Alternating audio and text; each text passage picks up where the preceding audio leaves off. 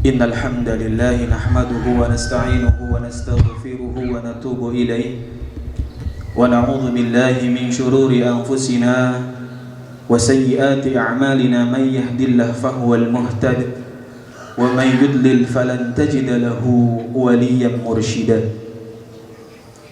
Asyhadu an la ilaha illallah wa asyhadu anna Muhammadan 'abduhu wa rasuluhu alladzi ballagha ar-risalah وعد الأمانة ونصح الأمة وجاهد في سبيل الله حق جهاده. عباد الله أوصيكم ونفسي بتقوى الله فقد فاز المؤمنون المتقون. وقال الله تعالى يا أيها الذين آمنوا اتقوا الله حق تقاته ولا تموتن إلا وأنتم مسلمون. وقال في آية أخرى إنا أعطيناك الكوثر فصل لربك وانحر إن شانئك هو الأبتر. وقال نبينا محمد صلى الله عليه وسلم في الحديث ما من أيام العمل الصالح أحب إلى الله من هذه الأيام العشر. فقال ولا الجهاد في سبيل الله يا رسول الله؟ فقال ولا الجهاد في سبيل الله حتى خرج نفسه وماله حتى لم يرجع بغير شيء. أما بعد. الله أكبر الله أكبر Allahu Akbar la ilaha illallah. Allahu Akbar walillahil hamd. Ma'asyiral muslimin wal muslimat, Bapak Ibu yang dirahmati Allah Subhanahu wa taala. Tiada kata yang pantas kita ucapkan seyogianya sebagai seorang muslim untuk mengawali hari yang berbahagia ini dengan kalimat tahmid alhamdulillah. Senantiasa kita memuji Allah Subhanahu wa ta'ala dengan mengagungkannya, dengan bertakbir kepadanya, dengan menyucikannya, dan juga senantiasa memurnikan tauhid kita untuk Allah Subhanahu wa ta'ala. Tidak ada ilah yang berhak disembah kecuali Allah Subhanahu wa ta'ala. Salawat beriring salam semoga senantiasa tercurah limpahkan kepada baginda besar, pemimpin orang-orang yang beriman, pemimpin orang-orang yang bertakwa, dan beliau merupakan simbol dari agama kita, yaitu baginda besar Nabiullah Muhammad sallallahu alaihi wasallam, seorang hamba dan utusannya yang senantiasa kita tunggu syafaatnya nanti di yaumil qiyamah, ketika kita sebagai umatnya terjerumus kepada sebuah keburukan, terjerumus kepada sebuah kemaksiatan, kehidupan kita berlumur dengan dosa, maka ingatlah bahwa Nabiullah Muhammad SAW akan senantiasa memberikan syafaatnya kepada kita semua, dengan syarat ketika kita meninggal, ketika kita diwafatkan oleh Allah Subhanahu wa ta'ala, kita masih dalam keadaan beriman dan juga percaya bahwa wa asyhadu anna Muhammadar Rasulullah.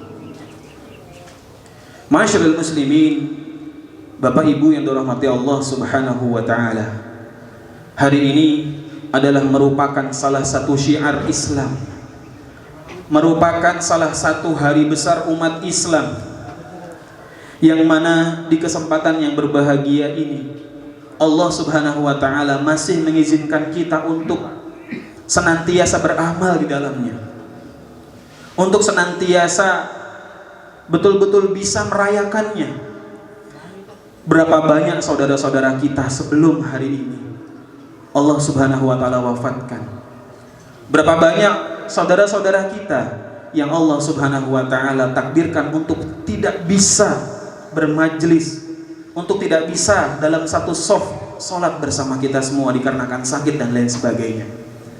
Maka sudah sepatutnya, sudah selayaknya ketika Allah Subhanahu wa ta'ala memberikan kepada kita semua berbagai macam kenikmatannya, Dan kenikmatan yang paling saat ini kita rasakan adalah kesehatan.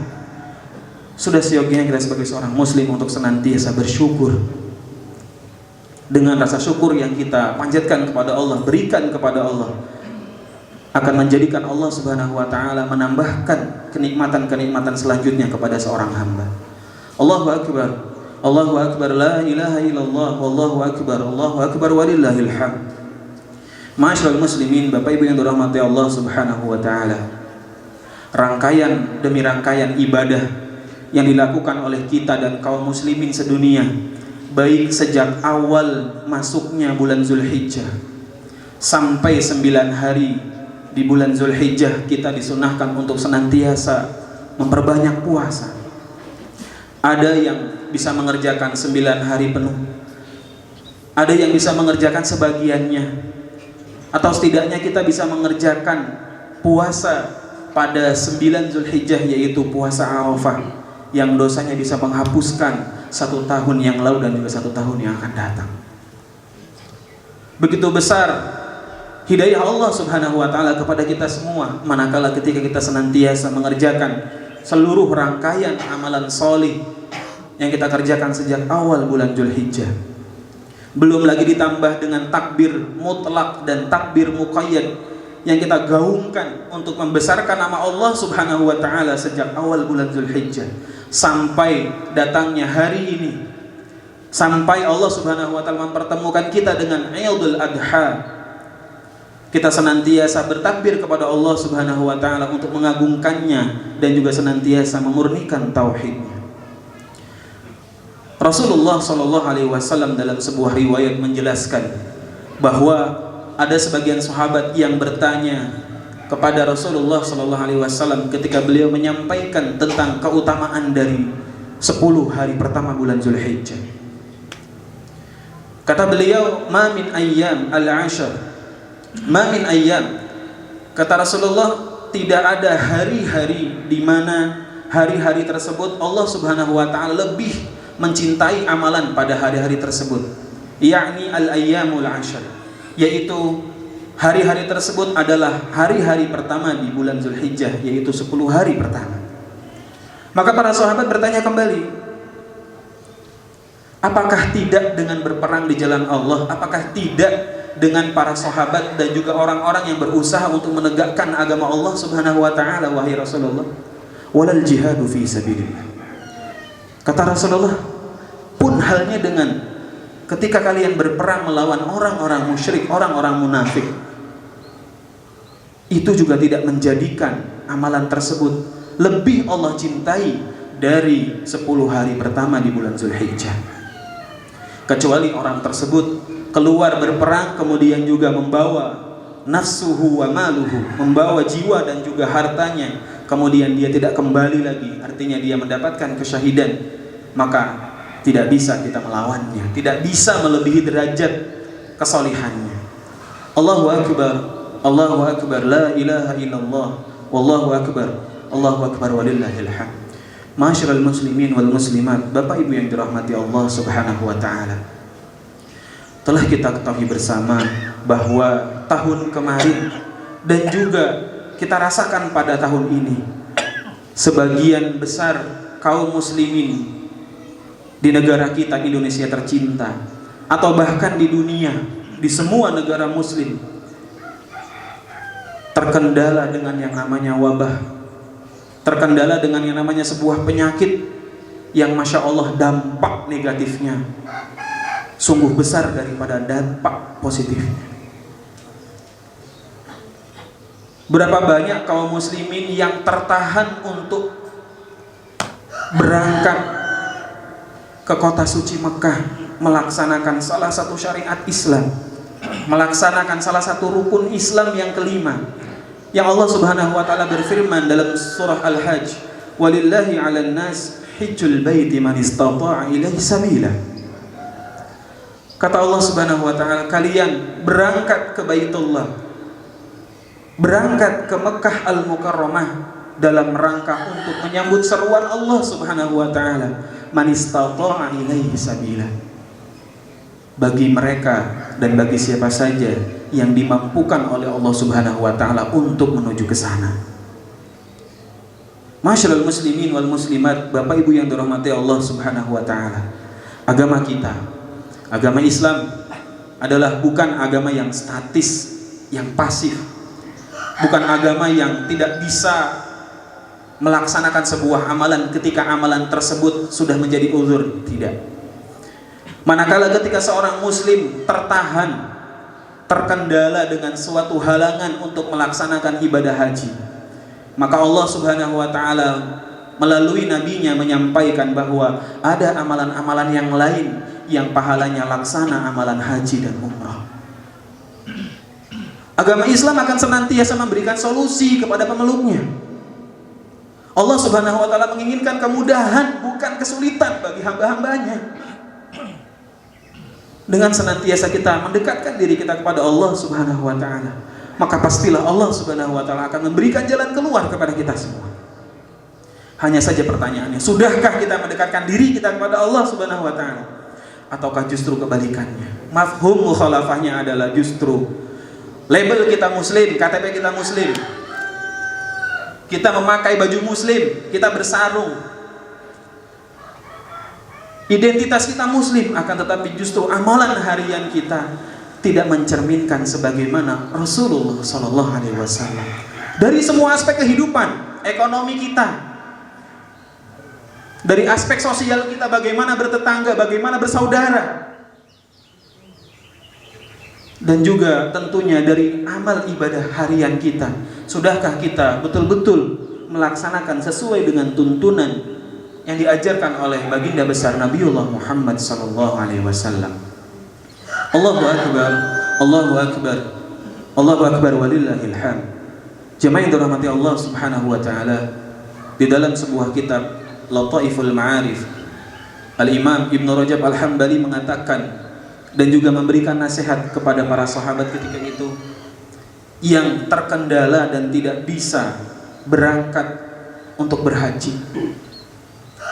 Kata beliau, barang siapa yang terhalang untuk wukuf di Arafah, maka kata beliau, gantilah dengan wukuf atau berhentilah kalian untuk melanggar dari batasan-batasan Allah Subhanahu wa taala. Wukuf tidak harus di Arafah, itu adalah sebuah keutamaan. Tetapi manakala ketika seorang muslim terhalang untuk berangkat melaksanakan wukuf di padang Arafah, maka berhentilah kalian di tempat-tempat kalian, di rumah-rumah kalian, di buyutullah, di masjid-masjid kalian, untuk senantiasa menghentikan dari praktek-praktek untuk bermaksiat kepada Allah Subhanahu wa taala. Kata beliau juga, barang siapa yang terhalang untuk mengadakan mabit atau bermalam di Musdalifah, maka orang tersebut atau kaum muslimin masih bisa melaksanakan mabit dengan cara dia berniat bermalam di rumah-rumah mereka, kemudian dengan senantiasa beramal solih, memperbanyak zikir dan juga mendekatkan diri kepada Allah Subhanahu wa taala, maka pahalanya sama dengan mabitnya kita di Musdalifah dalam rangkaian haji dan umrah. Barang siapa, kata beliau, yang terhalang dari menyembelihnya hadyu atau sembelihannya ketika di Mina, maka kata beliau Al-Imam Ibnu Rajab Al-Hambali, maka kalian sembelih hawa nafsu kalian untuk tidak bermaksiat kepada Allah Subhanahu wa taala. Masyarul muslimin wal muslimat wa zubratal mu'minin rahimakumullah. Allah Subhanahu wa taala memberikan jalan keluar, memberikan solusi kepada kita semua ketika kita sudah masuk pada masa-masa krisis, pada masa-masa kritis. Tidakkah kita mengingat bagaimana perjuangan Nabi Musa alaihi salatu wassalam ketika di depan beliau dan pasukannya samudra lautan yang luas sekali dan dalam, dan di belakang pasukan beliau ada pasukan musuh, yaitu pasukan dari Fir'aun laknatullah alaih. Apakah Allah diam? Tidak. Apakah Allah membiarkan Nabi Musa dan pasukannya? Tidak.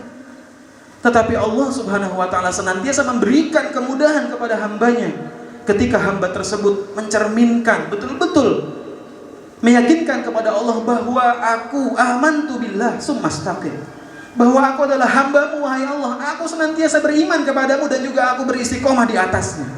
Maka Allah berikan jalan keluar. Pukulkan tongkatmu wahai Musa, pukulkan tongkatmu. Di luar logika Bapak Ibu yang dirahmati Allah Subhanahu wa ta'ala. Tapi inilah merupakan perintah Allah. Beliau tidak bisa menolak. Dan dalam hati beliau insya Allah akan ada jalan keluar. Hayhata lima tu'an. Apa yang Allah tidak bisa? Semua yang di luar nalar kita, Allah. Semua yang di luar logika kita, Allah mudah untuk mengerjakan. Maka jangan bosan-bosan untuk meminta kepada Allah Subhanahu wa ta'ala. Meskipun sesuatu yang agak sulit masuk logika kita. Kita seorang tukang beca, setiap hari berdoa kepada Allah untuk minta bertemu dengan Ka'bah, sholat di depan Ka'bah langsung. Ternyata Allah Subhanahu wa ta'ala kabulkan, dan banyak. Ya. Dengan kesikohan, dengan keistiqomahan, doa-doa kita insya Allah Allah ijabahi. Allahu Akbar, Allahu Akbar, la ilaha illallah, Allahu Akbar, Allahu Akbar walillahil hamd. Bapak Ibu dirahmati Allah Subhanahu wa ta'ala. Pada hari Idul Adha atau salah satu hari besar umat Islam, terutama di hari ini yang paling sering disampaikan oleh para khutbah atau para khatib dan juga disampaikan oleh para kiai dan haj, adalah senantiasa kita mengingat bagaimana perjuangan dari Nabi Ibrahim alaihi salatu wassalam. Dalam salat kita bacakan bahwa Nabi Ibrahim berdoa kepada Allah Subhanahu wa ta'ala, Rabbi habli minas salihin. Doanya Nabi Ibrahim tidak minta untuk dikayakan, tidak minta.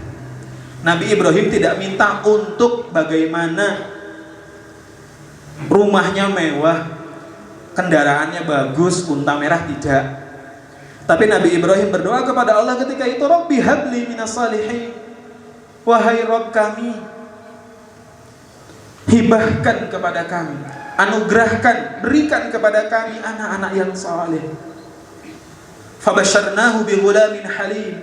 Allah mendengar doa beliau dan kata Allah Subhanahu wa ta'ala, berikan kabar gembira kepada Ibrahim bighulamin halim, dengan seorang anak. Kami anugerahkan seorang anak yang masya Allah halim, sangat lembut, sangat sabar. Dengan penantian beliau 90 tahun dalam sebuah riwayat, alhamdulillah Allah memberikan kepada beliau seorang anak yang saleh. Sebagai bentuk ijabah dari doa-doa beliau. Falamma balagha ma'ahu as-sa'ya, datanglah pada sebuah hari satu peristiwa. Falamma balagha ma'ahu as-sa'ya, maka datanglah ketika manakala Ibrahim itu sudah masuk pada umur sa'ya. Sa'ya niku bisa melakukan aktivitas, mampu, ya, mungkin bahasa kita remaja, bisa bantu bapaknya berdagang, beternak, menggembala, dan lain sebagainya. Maka ketika itu Ibrahim berkata kepada anaknya, qala ya bunayya inni ara fil manami anni adbahuka fanzur madza tara. Wahai anakku, kata Nabi Ibrahim, sesungguhnya aku dalam tidurku mendapati sebuah mimpi. Anni adbahuka fanzur madza tara. Dalam mimpi tersebut aku menyembelihmu, wahai anak. Fanzur madza tara. Maka bagaimana pendapatmu mengenai mimpiku ini? Sang anak faham bahwa bapaknya ini seorang nabi. Mimpi dari seorang nabi itu adalah sebuah wahyu, Bapak Ibu sekalian. Kalau mimpi kita mungkin ya 50-50, tergantung mimpinya. Kalau mimpi baik insya Allah diijabahi. Mimpi yang buruk ya wallahualam bisawab, wallahualam bisawab. Khawatirnya kalau misalkan betul sama seperti itu kemudian kok bukan wahyu, repot. Anak cuma satu kemudian disembelih, wah repot nih. Tapi Nabi Ibrahim ya, itu adalah seorang nabi, mimpi beliau merupakan wahyu. Maka beliau sampaikan kepada anaknya. Ini termaktub dalam surah As-Saffat ayat 100 sampai ayat 111, kisah beliau. Maka Jawaban dari Ismail, Bapak Ibu yang dirahmati Allah Subhanahu wa taala, ini berbeda dengan jawaban anak-anak pada umumnya. Logika manusia, ketika kita hendak dizalimi, mau dimusuhi, mau diperangi, bahkan mau dibunuh, apa jawabannya? Berat. Maka kata beliau, qala ya abati fa'al ma tu'mar satajiduni insyaallah minas sabirin. Wahai bapakku, kerjakanlah apa yang diperintahkan kepadamu oleh Allah Subhanahu wa taala, maka niscaya engkau akan mendapatiku dalam keadaan orang-orang yang sabar. Ma'asyiral muslimin wa zubratal mu'minin rahimakumullah. Sebetulnya agak panjang kisah beliau. Ayat 100 sampai 111 itu lumayan, walaupun pendek-pendek tetapi lumayan. Akan tetapi kami diberikan waktu kesempatan untuk menyampaikan sebuah nasihat dan juga khutbah dari takmir masjid tidak lebih dari 15 menit. Apunten Bapak Ibu yang dirahmati Allah karena kondisi dan lain sebagainya. Maka apapun yang kita hadapi pada hari ini, apapun yang Allah berikan kepada kita, baik kesulitan maupun kemudahan, kita harus berlapang dada. Kita harus senantiasa menjadi orang-orang yang sabar. Kematian atau wafatnya saudara-saudara kita, tetangga kita dan lain sebagainya, kita jadikan sebagai dzikrul maut. Kita jadikan sebagai bahan introspeksi diri, muhasabah diri, agar kehidupan kita ke depannya untuk dikuatkan dan ditingkatkan oleh Allah Subhanahu wa taala agar lebih solih, agar lebih baik. Dan juga kita berdoa kepada Allah Subhanahu wa taala untuk dijauhkan dari kemaksiatan, untuk dijauhkan dari sifat-sifat yang buruk yang menyelisihi sifat-sifatnya Nabi Muhammad SAW. Untuk itu jamaah yang dirahmati Allah Subhanahu wa taala, pada kesempatan ini mari kita bersama-sama menengadahkan tangan kita, menundukkan pandangan kita, menundukkan hati kita, rasa kita untuk senantiasa berdoa kepada Allah Subhanahu wa taala. Semoga Allah Subhanahu wa taala mengijabahi doa-doa yang kita panjatkan kepadanya. Innallaha wa malaikatahu yusalluna 'alan nabi ya ayyuhalladzina amanu sallu 'alaihi wa sallimu taslima. Allahumma salli 'ala Muhammad wa 'ala ali Muhammad kama shallaita 'ala Ibrahim wa 'ala ali Ibrahim wa radhiyallahu tabaraka wa ta'ala an sahabati ajma'in bi rahmatika ya arhamar rahimin. Allahumma ighfir lil muslimina wal muslimat wal mu'minina wal mu'minat al-ahya'i minhum wal amwat innaka sami'un qaribun mujibud da'wah. Allahumma arinal haqqa haqqan warzuqna ittiba'ah wa arinal batila batila warzuqna ijtinabah. Rabbana hab lana min azwajina wa dhurriyyatina qurrata a'yun waj'alna lil muttaqina imama. Rabbi hab li minas salihin. Rabbi hab li minas salihin. Rabbi hab li minas salihin. Rabbana atina fid dunya hasanah wa fil akhirati hasanah wa qina adzabannar. Allahumma anta rabban nas. Allahumma anta rabban nas. Ya Allah, ya Rabb kami yang maha menyembuhkan. Ishfi mardana anta syafi. Sembuhkanlah saudara-saudara kami yang sedang sakit. Anta syafi, sesungguhnya engkau maha penyembuh. La shifaa illa shifauka. Tidak ada kesembuhan yang datang kepada kami melainkan kesembuhan yang datang darimu. Syifaan la yughadiru saqam. Kesembuhan yang tidak sama sekali meninggalkan rasa sakit. Allahumma anta rabban nas. Ya Rabb kami, adhibil ba'sa, hilangkan rasa-rasa sakit kami. Ishfi mardana anta syafi. Sembuhkanlah orang-orang yang sakit dari saudara-saudara kami. Anta syafi, engkau maha penyembuh. La shifaa illa shifauka. Tidak ada kesembuhan yang datang kecuali kesembuhan darimu. Shifaan la yughadiru saqama. Kesembuhan yang sama sekali tidak meninggalkan rasa sakit. Allahumma inna na'udzubika minal baras. Ya Allah, ya Rabb kami berlindung kepadamu dari penyakit kulit, penyakit lepra, wal junun dan penyakit gila, wal judam dan juga wabah, wa sayyi'il asqam dan juga seluruh penyakit-penyakit buruk yang ada dalam jiwa-jiwa kami. Allahumma inna nas'aluka salamatan fid din wa afiyatan fil jasad wa ziyadatan fil ilmi wa barakatan fil rizqi wa taubatan qabla al-maut wa rahmatan 'inda al-maut wa maghfiratan ba'da al-maut wal 'afwa 'indal hisab wan najata minan nar. Wa sallallahu ala nabiyyina wa ala alihi wa ashabihi ajma'in. Subhana rabbika rabbil 'izzati amma yasifun. Salamun 'alal mursalin walhamdulillahi rabbil alamin. Assalamualaikum warahmatullahi wabarakatuh.